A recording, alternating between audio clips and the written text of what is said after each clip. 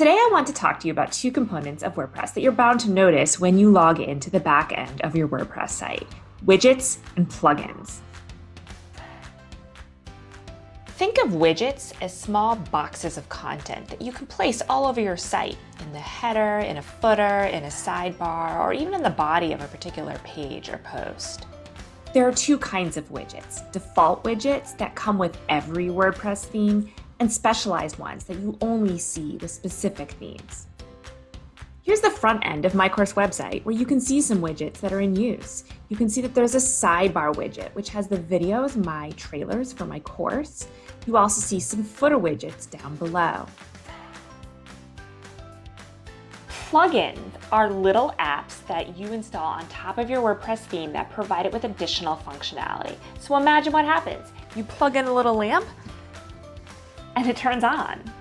Some plugins you can see from the front end of your website. For example, here's a page I put together during spring 2020 when a lot of my students were taking the class remotely. Here you can see that I've used a plugin to create these time zone clocks at the end of the page. Other plugins you can only appreciate from the back end of your website. For example, I'm in my list of plugins right now, and you can see I have one called Yoast Duplicate Post.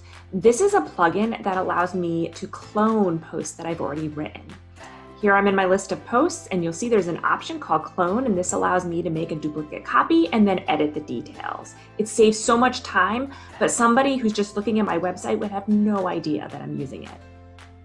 So there are a million plugins out there. I recommend you do some Googling.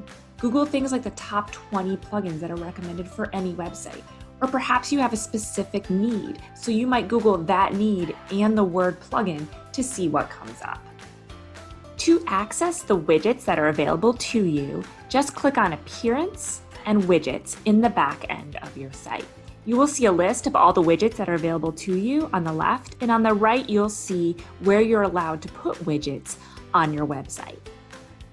If you're looking for plugins, click on the link for plugins in the left-hand sidebar, and you'll see what's automatically already been installed on this particular theme.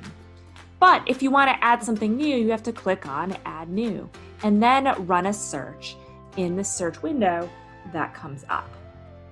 When you're considering a plugin, do make sure you look at the reviews for that plugin and see how many times it's been installed. If only 3 people have used it, I might be a little worried about using it too.